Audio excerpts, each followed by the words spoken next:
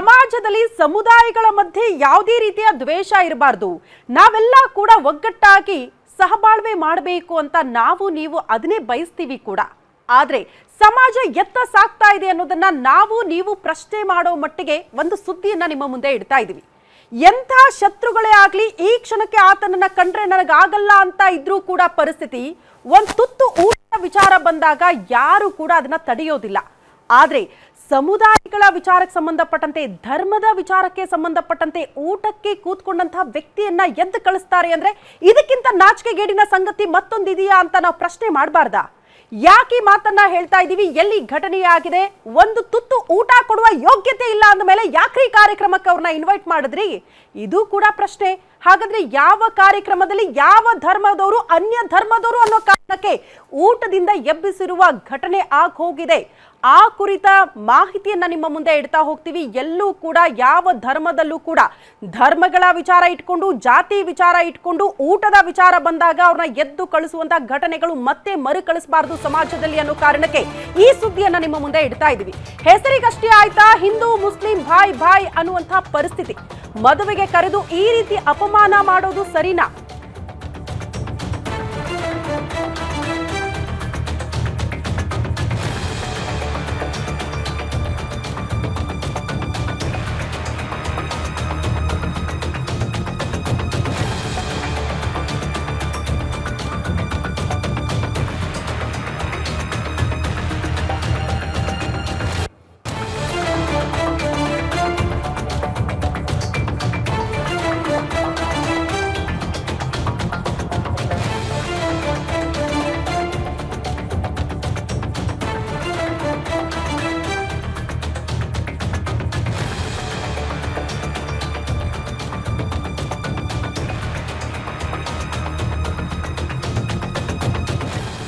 ಹೆಸರಿಗಷ್ಟೇ ಆಯ್ತಾ ಹಿಂದೂ ಮುಸ್ಲಿಂ ಭಾಯ್ ಭಾಯ್?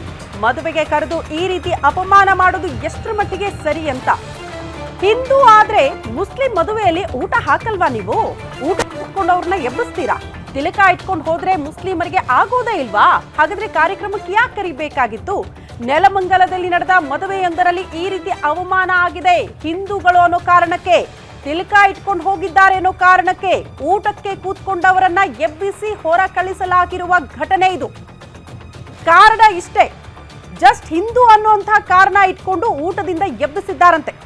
ಹಂಗಂದ ಮಾತ್ರಕ್ಕೆ ಇಡೀ ಮುಸ್ಲಿಂ ಸಮುದಾಯ ಹಿಂದೂಗಳನ್ನ ಎಲ್ಲಾ ಕಾರ್ಯಕ್ರಮದಲ್ಲಿ ಹಿಂಗೆ ನಡೆಸ್ಕೊಳ್ತಾರೆ, ಹಿಂಗೆ ಅವಮಾನ ಮಾಡ್ತಾರೆ ಅಂತ ನಾವು ಹೇಳ್ತಾ ಇಲ್ಲ. ಆ ಮುಸ್ಲಿಂ ಸಮುದಾಯದಲ್ಲೂ ಕೂಡ ಎಷ್ಟೋ ಜನ ಪ್ರೀತಿಯಿಂದ ಹಿಂದೂಗಳನ್ನ ಅಪ್ಪಿಕೊಂಡಿದ್ದಾರೆ. ಹಲವಾರು ಕಾರ್ಯಕ್ರಮಗಳಲ್ಲಿ ಜೊತೆಯಾಗಿ ಕಾರ್ಯಕ್ರಮವನ್ನ ನಡೆಸಿಕೊಂಡಂತಹ ಉದಾಹರಣೆಗಳು ನಮ್ಮ ನಿಮ್ಮ ಕಣ್ಣ ಮುಂದೆ ಇದೆ. ಯಾರೋ ಒಬ್ರು ಇಂಥ ವಿಕೃತ ಮನಸ್ಥಿತಿ ಉಳ್ಳವರು, ಇಂಥವ್ರನ್ನ ಕಂಡ್ರೆ ಆಗಲ್ಲ ಅನ್ನೋ ಕಾರಣಕ್ಕೆ, ಹಿಂದೂಗಳನ್ನ ಕಂಡ್ರೆ ಆಗಲ್ಲ ಅನ್ನೋ ಕಾರಣಕ್ಕೆ ಊಟದಿಂದ ಎಬ್ಬಿಸಿರುವ ಘಟನೆ ಒಂದು ಮದುವೆ ಕಾರ್ಯಕ್ರಮದಲ್ಲಿ ನಡೆದು ಹೋಗಿದೆ. ಅವರು ಹಿಂದೂ ಜನ ಗೂಟಿಗಿಕ್ಕಲ್ವಂತೆ. ಬಾ ಇನ್ವೈಟ್ ಮಾಡಬಾರ್ದ್ರಿ ಸಾಹೇಬ್ರೆ, ಹಂಗೆಲ್ಲ ಮಾಡಬಾರ್ದು. ಉಣ್ಣ ಕೂತಾಗ ಎಬ್ಬರಿಸಬಾರ್ದು. ನೋ ಅಧರ್ಮ. ನೀವು ಮಾಡ್ತಿರೋ ತಪ್ಪು. ಮುಂಚೆನೇ ನೀನು ಅಲ್ಲಿ ಗೇಟಲ್ಲಿ ನಿಂತ್ಕೋಬೇಕು. ಅನ್ನ ಕಿತ್ಕೋಬಾರ್ದು. ಅದು ಲಾಸ್ಟಿಗೆ ನಿನಗೆ ಅದು ಕಡೆ ಆಗುತ್ತೆ, ಗೊತ್ತಾ? ಅರ್ಥ ಮಾಡ್ಕೊ. ಯಾರು ಬಂದಿರ್ತಾರೆ, ಏನು ಬಂದಿರ್ತಾರೋ ಅರ್ಥ ಮಾಡ್ಕೊ. ನೀವು ಊಟ ಹಾಕೋನು ಬೋರ್ಡ್ ಹಾಕಬೇಕು. ಅದು ಬಿಟ್ಟು ನೀನೇನೇನೋ ಮಾತಾಡಬಾರ್ದು. ಆಗ್ಲಿ ರೀ, ಊಟ ಕೂಡ ಎಬ್ಬಿಸ್ತಾರೆ ಅಂದ್ರೆ ಸಾಹೇಬ್ರೆ ಗೊತ್ತಿಲ್ಲ. ಬಂದಿರ್ತಾರೆ ಅಮಾಯಕರು, ಬಡವರು, SC ST. ತಪ್ಪಲ್ವಾ ಅದು? ತಪ್ಪಲ್ವೇನ್ರಿ? ಮಾನ ಮರ್ಯಾದೆ ಇರಬೇಕು. ನೀವು ಹಾಕೋರಿಗೆ ಇದು ಮಾಡೋರಿಗೆ. ಪಾಪ ಯಾರೋ ಊಟ ಕೂತಿದ್ದಾನೆ, ಕುಂಕುಮ ಇಟ್ಕೊಂಡ್ರೆ ಅದಕ್ಕೆ ಎಬ್ಬರ್ಸ್ ಕಳಿಸ್ತಾರೆ ಅವರು, ಲೆಕ್ಕ ಹಾಕ್ಕೊಡು. ಬೇಜಾರಲ್ವಾ ಸ್ವಾಮಿ? ನಾವು ನಿಮ್ಮ ಅಣ್ಣ ಇರ್ತಾನೆ ಮಾಡ್ತಾರೆ ತಪ್ಪು. ಇಲ್ಲಿಂದ ನಾನು 3 ಜನ ಎಬ್ಬರಿಸಿದ್ದೀನಿ. ಸಾರಿ, 3 ಜನ ಎಬ್ಬರಿಸಿದ್ದಾರೆ. ಯಾಕೆ ಮಾಡಬೇಕು?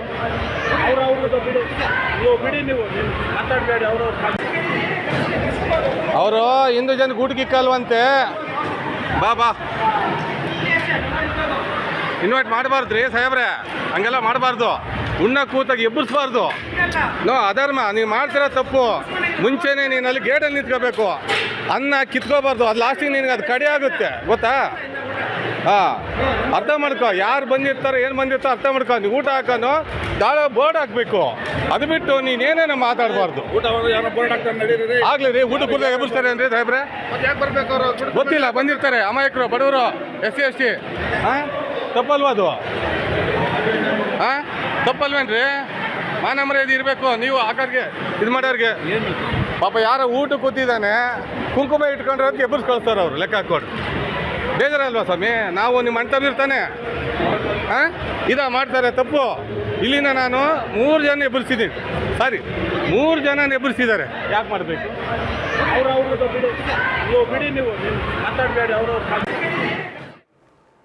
ಈ ಬಗ್ಗೆ ಮತ್ತಷ್ಟು ಡೀಟೇಲ್ಸ್ ಅನ್ನ ಪಡ್ಕೊಳ್ಳೋಣ. ನಮ್ಮ ಪ್ರತಿನಿಧಿ ಮೂರ್ತಿ ನೇರ ಸಂಪರ್ಕದಲ್ಲಿ ಜಾಯಿನ್ ಆಗ್ತಿದ್ದಾರೆ. ಮೂರ್ತಿ, ಎಂಥ ಶತ್ರುಗಳೇ ಆಗ್ಲಿ, ಧರ್ಮದ ವಿಚಾರ ಮುನ್ನೆಲೆಗೆ ಬರ್ತಾ ಇದೆ, ಅದನ್ನ ಬಿಟ್ಟು ಎಂಥ ಶತ್ರುಗಳೇ ಆಗ್ಲಿ ಪಾಪ ಭಿಕ್ಷೆ ಬೇಡಿ ಊಟಕ್ಕೆ ಒದ್ದಾಡ್ತಿರ್ತಾರಲ್ಲ, ಅಂಥವರನ್ನ ನೋಡಿದಾಗ್ಲೂ ಕೂಡ ಮನಸ್ಸು ಕರ್ಗೋಗುತ್ತೆ. ಅಲ್ಲಿ ಜಾತಿ ನೋಡಲ್ಲ, ಧರ್ಮ ನೋಡಲ್ಲ, ಒಂದು ಊಟ ಕೊಡಿಸ್ತಾನಪ್ಪ ಅಂತ ಕರಗೋ ಮನಸ್ಸು ನಮ್ದು. ಅಂಥದ್ರಲ್ಲಿ ಊಟ ಕೂತ್ಕೊಂಡವರನ್ನ ಹಿಂದೂಗಳನ್ನೋ ಕಾರಣಕ್ಕೆ ತಿಲಕ ಇಟ್ಕೊಂಡಿದ್ದಾರೆ ಅನ್ನೋ ಕಾರಣಕ್ಕೆ ಎದ್ದು ಹೊರ ಕಳಿಸ್ತಾರೆ ಅಂತ ಆದ್ರೆ ನಾಚಿಕೆ ಬೇಕು ಅಂತ ಅನ್ಸುತ್ತೆ ಇಂಥ ಜನರಿಗೆ.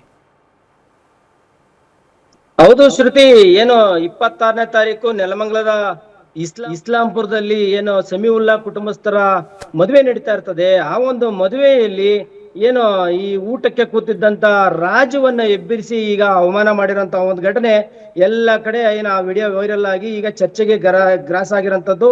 ಏನು ಮುಜಾಹಿಲ್ ಪಾಸಾ ಮತ್ತೆ ಸಾನಿಯಾ ಇಬ್ಬರ ಮದುವೆಯಲ್ಲಿ ಏನೋ ಒಂದು ಊಟಕ್ಕೆ ರಾಜುಗೆ ಏನು ಸಾನಿಯಾ ಕುಟುಂಬಸ್ಥರು ಕರೆದಿರ್ತಾರೆ. ಆಗ ಸಹಜವಾಗಿ ರಾಜು ಕೂಡ ಮದುವೆಗೆ ವಿಸಿಟ್ ಮಾಡಿ ಏನು ಊಟಕ್ಕೆ ಕೂತಿರ್ತಾರೆ. ಆಗ ಏನು ಹಿಂದೂ ಸಂಪ್ರದಾಯದಂತೆ ರಾಜು ಏನು ಹಣೆಗೆ ತಿಲಕ ಇಟ್ಕೊಂಡು ಆ ಮದುವೆಗೆ ಹೋಗಿದ್ರು. ಈ ಸಂದರ್ಭದಲ್ಲಿ ಏನು ಅವರ ತಂದೆ ಆದಂತ ಏನು ಇದು ಜಮೀವುಲ್ಲಾ ಇದ್ದಾರೆ, ಅವರು ಇವರನ್ನ ನೋಡ್ತಾರೆ. ಅವರ ಕುಟುಂಬಸ್ಥರು, ನಮ್ಮ ಕುಟುಂಬಸ್ಥರೆಲ್ಲ ಈ ಲೈನಲ್ಲಿ ಕೂತಿದ್ದಾರೆ, ನಿಮ್ಮನ್ನ ಆಮೇಲೆ ಊಟ ಮಾಡಿರಾ ಅಂತ. ಆಗ ಸಹಜವಾಗಿ ಅಲ್ಲಿದ್ದಂತ ಒಬ್ಬ ವ್ಯಕ್ತಿ ಆ ವಿಡಿಯೋನ ಮಾಡಿ ಏನು ಏನು ಹಿಂದೂಗಳು ಎಬ್ಬಿಸ್ತೀರಾ, ಮತ್ತೆ ಕುಂಕುಮ ಇಕ್ಕೊಂಬಂದಿರೋರ್ನ ಎಬ್ಬಿಸ್ತೀರಾ, ಈ ರೀತಿಯೆಲ್ಲ ಆ ತರದ ಒಂದು ವಿಡಿಯೋ ಮಾಡಿರೋಂಥದ್ದು ಈಗ ಎಲ್ಲಾ ಕಡೆ ವಿಡಿಯೋ ವೈರಲ್ ಆಗಿರೋಂಥದ್ದು. ಈಗ ನೆಲಮಂಗಲಾದ್ಯಂತ ಇದು ಹಿಂದೂ ಮತ್ತೆ ಮುಸ್ಲಿಂ ಕುಟುಂಬದ ಮಧ್ಯೆ ಇದೊಂದು ರೀತಿಯಲ್ಲಿ ಒಂದು ವೈರತ್ವ ಉಂಟಾಗಿದೆ ಅಂತ ಸಹಜವಾಗಿ ರಾಜು ಹೇಳದಂತಂದ್ರೆ, ನನಗೆ ಸಾನಿಯಾ ಕುಟುಂಬಸ್ಥರು ಮದುವೆ ಕರೆದಿದ್ರು, ಹಾಗಾಗಿ ನಾನು ಸಹಜವಾಗಿ ಹೋಗಿದ್ದೆ, ಎಲ್ಲರಂತೆ ನನಗೆ ಗೊತ್ತಿಲ್ಲ, ಆ ಲೈನಲ್ಲಿ ಕೂತಿದ್ದೆ. ಆ ಟೈಮಲ್ಲಿ ಇನ್ನೇನು ಊಟಕ್ಕೆ ಇಡಬೇಕು ಅಂತ ಒಂದು ಸಂದರ್ಭದಲ್ಲಿ ಏನ ಜಮೀವುಲ್ಲಾ ಏನಿದ್ದಾರೆ ವರನ ತಂದೆ ಏನು ಮುಜಾಹಿಲ್ ಪಾಷಾ ಇದ್ದಾರೆ, ಅವರ ತಂದೆ ಏನು ಮುಜಾಹಿಲ್ ಇದ್ದಾನೆ, ಅವರು ನೀನ್ ಎದ್ದೊಳಪ್ಪ, ಈ ಲೈನಲ್ಲಿ ಕೂತ್ಕೊಳ್ಬೇಡ ಅನ್ನೋ ರೀತಿಯಲ್ಲಿ ಎದ್ದೊಳಿ ಅಂದ್ಬಿಟ್ಟಿದ್ದಾರೆ. ಆಗ ಇವನು ಮನಸ್ಸಿಗೆ ನೋವು ಮಾಡಿದ್ದಾನೆ. ಆಗ ಸ್ಥಳೀಯರೊಬ್ರು ವಿಡಿಯೋ ಮಾಡಿ ಈ ರೀತಿಯಲ್ಲಿ ಒಂದು ವೈರಲ್ ಮಾಡಿರೋಂಥದ್ದು. ಈಗ ಏನು ಇದು ಮುಜಾಹಿಲ್ ಕುಟುಂಬದವ್ರು ಏನಂತ ಹೇಳ್ತಾ ಇದ್ದಾರೆ ಅಂದ್ರೆ, ಈಗ ಮದುವೆ ಮಾಡ್ತಾ ಇದಾರಲ್ಲ ಅವರು, ಇಲ್ಲ ಸಹಜವಾಗಿ ನಮ್ಮ ಕುಟುಂಬಸ್ಥರು ಆ ಲೈನಲ್ಲಿ ಕೂತಿದ್ರು, ಹಾಗಾಗಿ ಇವರನ್ನ ಆಮೇಲೆ ಕೂತು ಊಟ ಮಾಡುವಂತೆ ತಿಳಿಸಿದ್ದೆ.